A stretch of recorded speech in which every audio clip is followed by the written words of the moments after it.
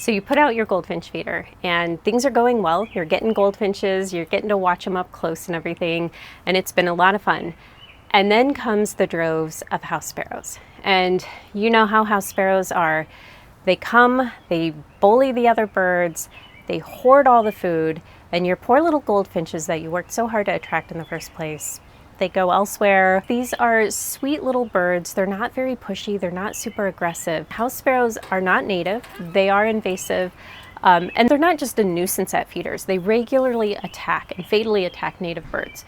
So you really don't want them around. Also, by the way, if you're thinking, well, they need food too, they will happily eat out of garbage cans, and eat out of the parking lot and just trash out of the parking lot. So you don't really need to feed them. But goldfinches are a little different. They're not as aggressive. They are native. They're very passive and very sweet. And it's easy for other birds to outcompete them. So in this episode, I'm going to talk about ways we can keep those house sparrows away from our goldfinches or our goldfinch feeders and be able to let them enjoy your backyard a little more peacefully. I'm also going to talk about things that have circulated around the internet that don't work as well too. So I guess the first thing I'm going to start off with is kind of like a no-brainer, but I'm going to mention it anyway, and that's your seed selection. So when it comes to goldfinches, you're probably putting out the Niger, but I'm going to say that anyway. The other thing is sometimes what you'll do, and I know the goldfinches really love this too, is you mix sunflower meats or sunflower chips with the Niger and the goldfinches go crazy. The problem with sunflower chips is that it's an easier seed type for house sparrows to handle. So if you're having a problem with house sparrows coming to your goldfinch feeders, don't buy mixes with the sunflower chips in with the Niger, just go with straight Niger. And that's only one part of the whole thing. One of the big things with these tactics is no one thing is going to work on its own usually, so you want to kind of combine your efforts. The next one, and I really love this one, this has worked pretty well, and that's to use an upside down finch feeder.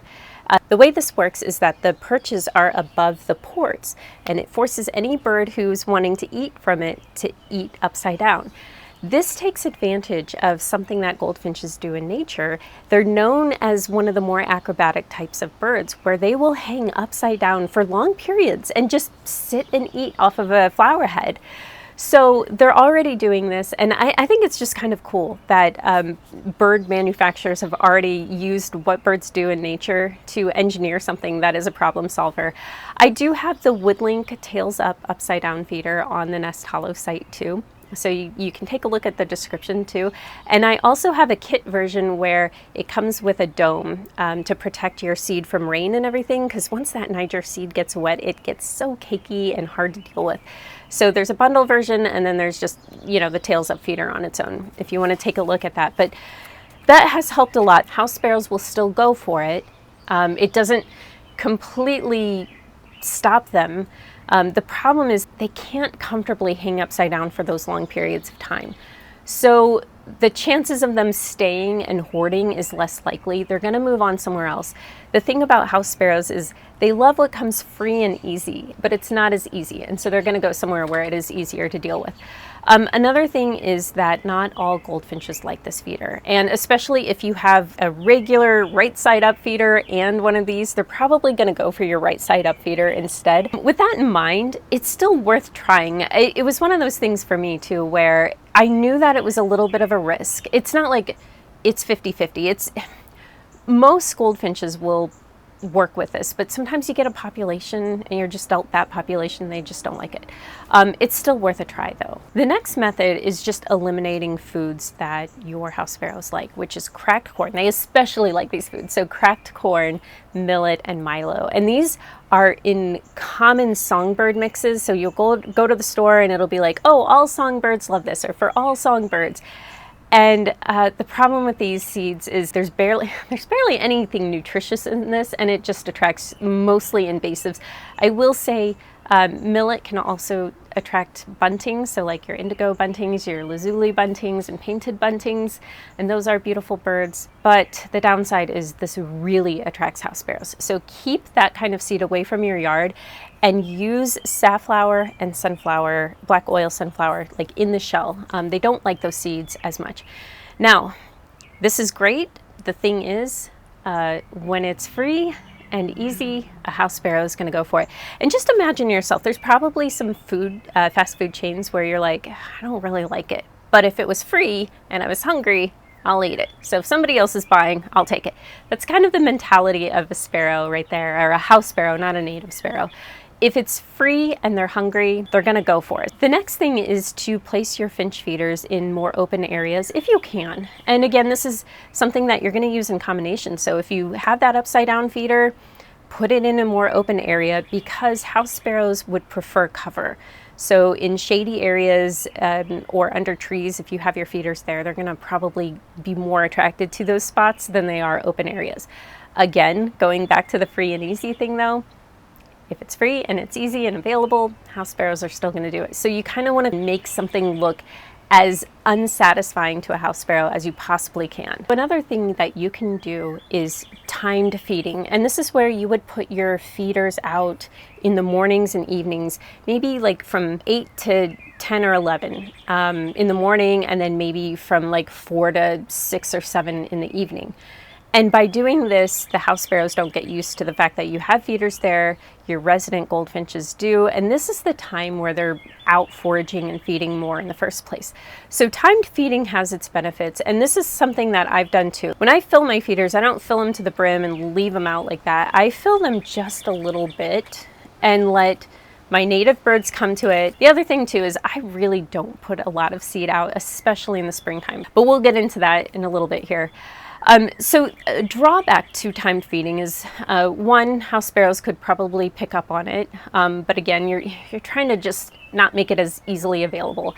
Two, where you store that seed when they're not eating is kind of tricky, because what you don't want is to put it somewhere where now it's attracting rodents. So like maybe you have a shed and you just take your feeders in and you put them in the shed.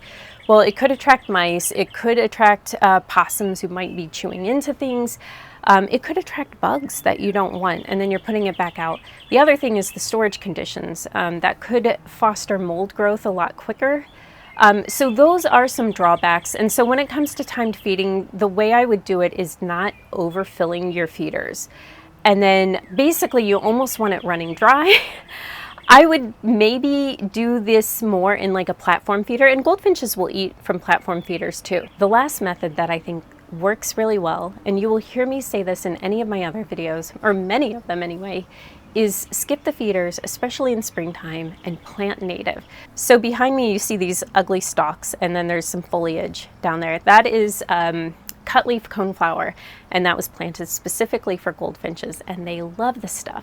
So what I would advise doing is starting to look for native plants in your area that attract goldfinches. Off the top of my head, things like again, cutleaf coneflower, purple coneflower, compass plant, cup plant, and thistle, those all attract goldfinches. The cool thing is you build habitat that way in your yard, so you're not just feeding your birds naturally, but you're also creating a place where they're sheltered when they're feeding, and it builds habitat in your own backyard, which is always a benefit. The downside, of course, is you have to wait for that stuff to actually grow, so that does take time. But it is something where you could feed your goldfinches in the winter and use these tactics that I mentioned. So the upside down feeders, placing kind of in open areas, skipping the sunflower chips and going Niger only, things like that. And then in the springtime, rely on your native plants. I do have a video on how to find native plants for certain birds too, and you do want to look for your specific area, and that shows how to do that too. Okay, so let's talk about things that circulate that don't work. And the reason I want to do this is because if you've been asking around and you've been told a few things, I don't want you to try in vain either. So I'm going to talk about the things that I've tried. They don't work very well. The first thing is using screen feeders. And the idea behind this is that house sparrows don't like to cling when they eat, but goldfinches do. And this is kind of true, but house sparrows will cling to clinging feeders or screen feeders, and they'll eat from that. So I've had situations where it's 50-50, you know, half of the clinger or the screen feeder is sparrows, and then the other half is goldfinches. So I don't think that screen feeders work as well. The other problem I have with screen feeders is they're just harder to clean. I think they get cakier quicker because they're open to that moisture more. And again, I'm a huge fan right now of those upside down feeders. The next method that I would strongly advise against is decoy feeders. And I've seen this on the internet before. I've seen people advise people to do this. But it's basically like you would have a separate feeder full of millet and garbage for your for your house sparrows, and that should let your goldfinches eat in peace. The thing that I've found with putting out feeders is when you put out feeders, you will attract more birds than is actually natural to your area or natural to the territory. So if you're putting a decoy feeder out, all you're doing is you're bringing more house sparrows to your area.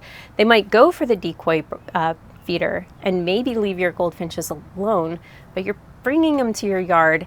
And if they're having a hard time or there's more in the area, too many to, handle that decoy feeder, guess where they're going to go? They're going to go bother your goldfinches too. So my advice is don't attract house sparrows to your yard in the first place. And again, that's where planting native really helps. Your yard doesn't have to be 100% native. Mine obviously is not. It's a work in progress. But planting native means that your backyard birds have to work for their food, and house sparrows really don't like that. All of those things in combination will also help. It's not going to 100% get rid of the problem, but it is going to enable your goldfinches to eat a lot easier. Again, take a look in the description because I will have a link to that upside down feeder. And then I also have a really nice resource too. It's a printable, downloadable resource with beautiful pictures and everything of goldfinches, but it talks about how long that bag of Niger seed actually lasts, how often you need to clean your feeders. So it's all about taking care of your backyard goldfinches.